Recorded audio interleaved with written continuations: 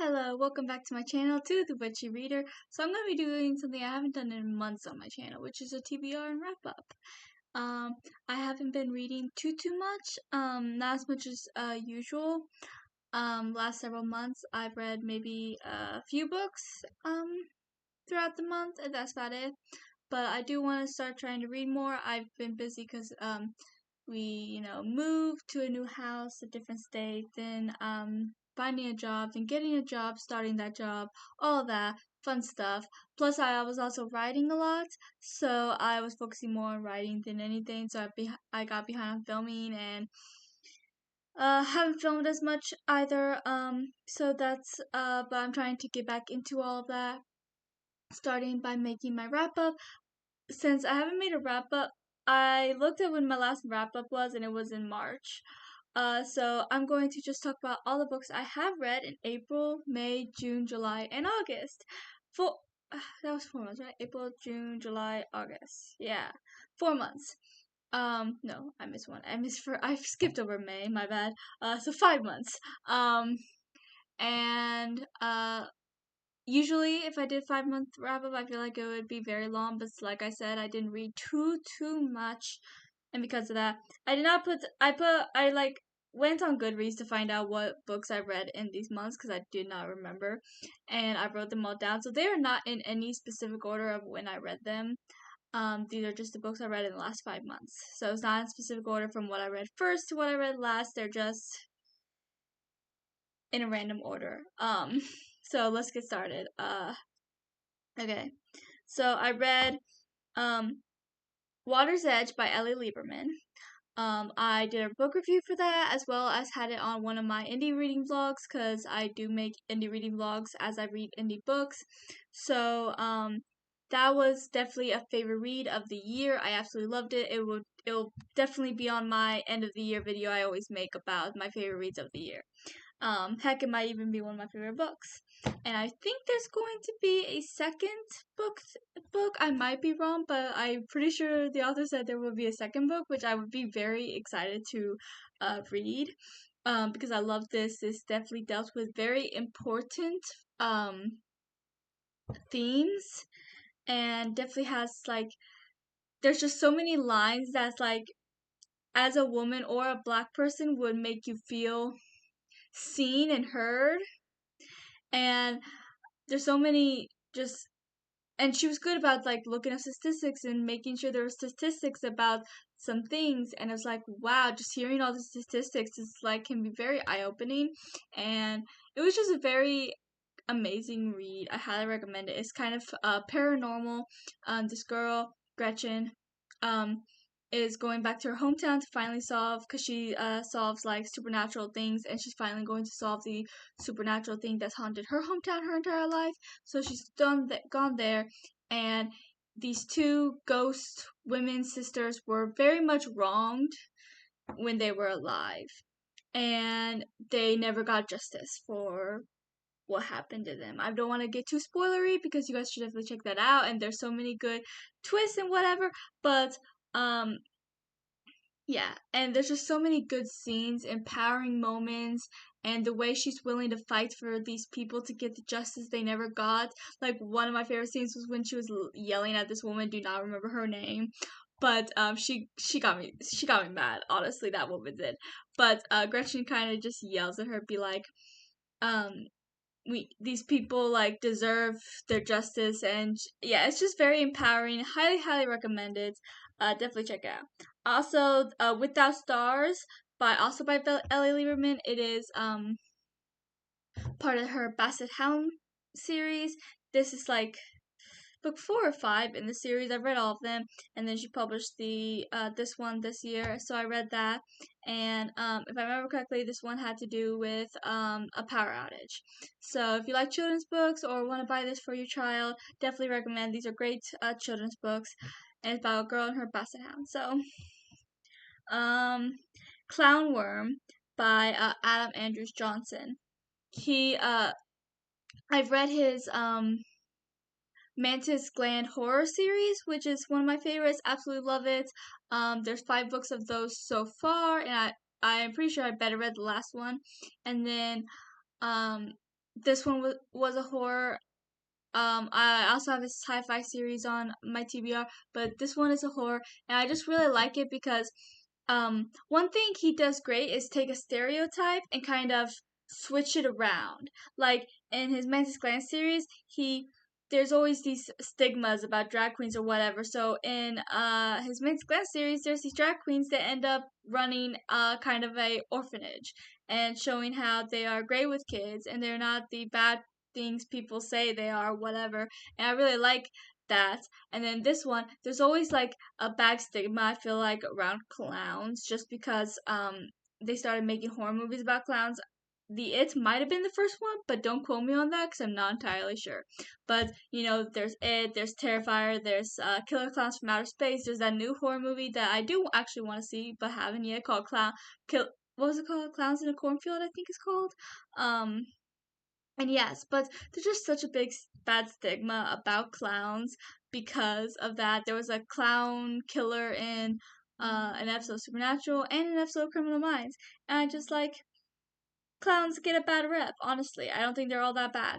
A lot of people think they're creepy, and maybe that's where the stigma started. But this one, the main characters are the clowns, and they are the good ones trying to stop because they end up in a different world and they're trying to save it. And I just really enjoyed it, and I love the little twist about how the clowns were the ones to save the day, kind of like he did with the drag queens in Mantis Gland series. So definitely check those out.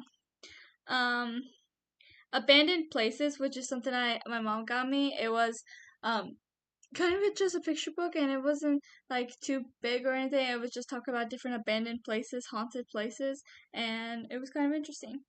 The Librarian and the Assassin, which I don't think is out yet. I might be wrong, so don't quote me on that. But I beta read it for Adam Andrews Johnson, the author of Clown Worm I was just talking about, and that was really good. It was this a sapphic story, and it was really good. I love both characters, and I love their relationship. I love that it kind of ended on like this open ending sort of thing, and how because one of them ends up taking this like job as an assassin because she was tired of like not having money, and she didn't think it was that big of a deal to kill people that weren't great people, whereas the other girl was like killing's wrong. And so there is that conflict, but they do get through it, and they love each other very much, and I thought they were really sweet and cute together. And yeah, definitely check that out as well, especially since it is September now, so perfect read for Sapphic September. Classified, which I read months ago. I didn't actually remember if I read this before um April. That's what the yeah, April, May, June, July, August. Those are the months I'm doing. So I don't actually remember if I read this like before that or not. So I just added it on there just to say, hey, I read this. I actually beta read it. It's still not out, actually. It's the third book of the Asher Chronicles, and the author has sent me books 1 and 2 signed. I don't have them with me. They're downstairs where all my books are at the moment. But yeah, so I have that, and this one was really good. It's probably my favorite in the three so far because, like the first book, there was like obviously fantasy elements. A lot of these kind of stories do because technically she can talk to animals, which gives off a fantasy element. Um, so yeah, and then let's see what else. The second book had brought more fantasy element with the fact that there's a ghost haunting. And then this one brings even more of a fantasy element as well as a different element, but I don't want to say what that element is because that could be a huge spoiler because it happens like at the very end of the book, so we won't go more of that till the fourth book. So don't want to spoil anything because it's not out yet or anything. So let's just say there was really good twist that I didn't see, especially at the very end. Such a good twist. Did not see that coming, and I highly, highly recommend this series. By the time you finish books 1 and 2, maybe 3 will be out. So definitely check them out. Um, Hocus Pocus and the All New Sequel was a reread. Um, because I think I read it during Pride Month.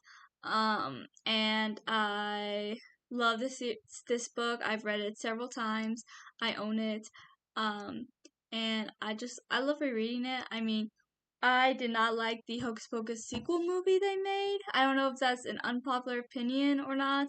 But I know that there's a Hocus Pocus, I think, group on Facebook. I don't think I'm part of it, but my mom was, I think, and she made a comment that a lot of people agreed with me about how they should have made the book into a movie instead of making that, because first of all, the actors I don't think were great.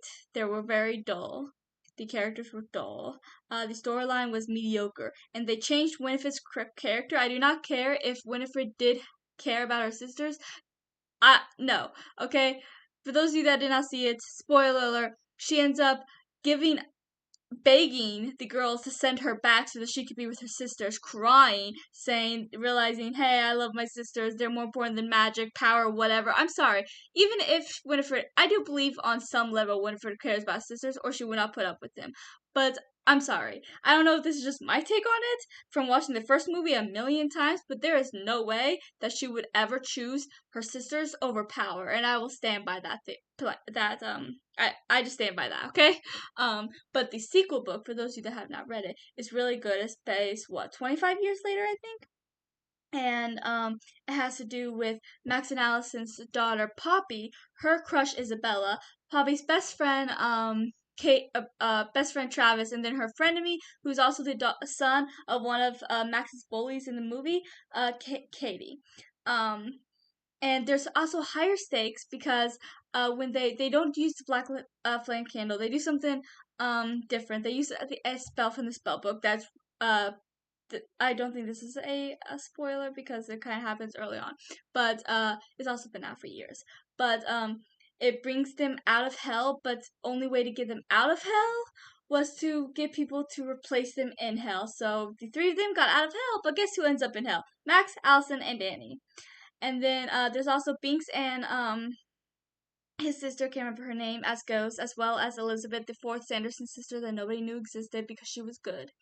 And the stakes are higher because in the original movie, all they had to do was basically stop them from getting the souls or whatever. Like all they needed to do was basically distract them. That's the word I couldn't think of a minute ago. Distract them long enough for the time to run out for them to go back. Here, they can't just distract them until things go back to normal themselves. They actually have to reverse it or it becomes permanent at a certain time. So that the stakes are 100% higher. Plus, you meet the Sandersons' mom because they kept trying to give more witches out of hell by putting people in hell. So more and more people were ending up in hell, innocent people, while these witches were just roaming around. And it was like so chaotic, so fun, so good. Plus, another good read for Sapphic September because, like I said, Poppy's crush is Isabella. She is a lesbian. They are so cute together. And another great read for Sapphic September. Definitely check it out. Highly, highly recommend. If you like Hocus Pocus, this book I even think the sequel book is better than the original movie. Okay, I would choose to reread this over watch the movie, and especially over the second movie any day of the week. I ended up ranting a little bit more than I meant to, so let's move on. um, Next is Drawing Lines in Blood as well as Stalling the Nightmare, both by Alyssa Loughton, books 3 and 4 of the Towers of Memory series. I love this series. And I'm going to be starting book 5 soon. So excited for that. This is also a good time for the month because even though the main character is Aro Ace, there is a side romance, Celica and Angelina, who is a sapphic couple, so perfect for Sapphic September as well. Drawing Lines of Blood and Dawn of the Nightmare were so amazing.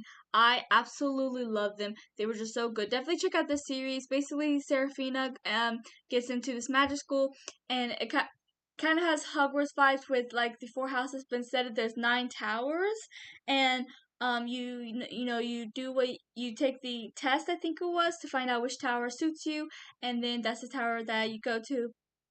But Seraphina gets Dragon Tower, which nobody has been in Dragon Tower for I think at least a century, maybe longer. Because Dragon Tower is very, very picky, So the school board ended because only 1 or 2 people gets picked every year, if even. So the school board ended up making it a rule so that the tower has to have at least 5 students in there, or they can't. Nobody can be in Dragon Tower because they don't want just 1 or 2 students alone in a tower. So, but that year, Seraphina isn't the only person. 4 other people get selected in Dragon Tower, the minimum requirement for opening the tower. So that was fun. The Dragon Tower is haunted. Fun.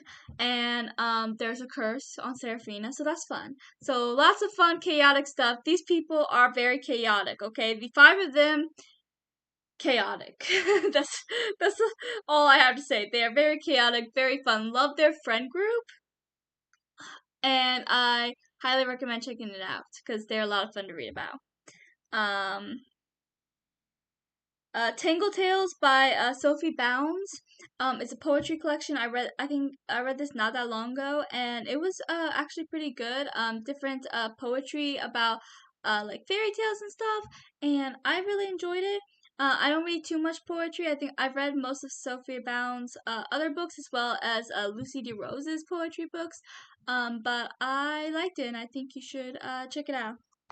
Um, To Miss the Stars. I also read this recently. It's by Barbara Lieberman. Um, and it was really good. It was a different kind of format than I was expecting, but I enjoyed it.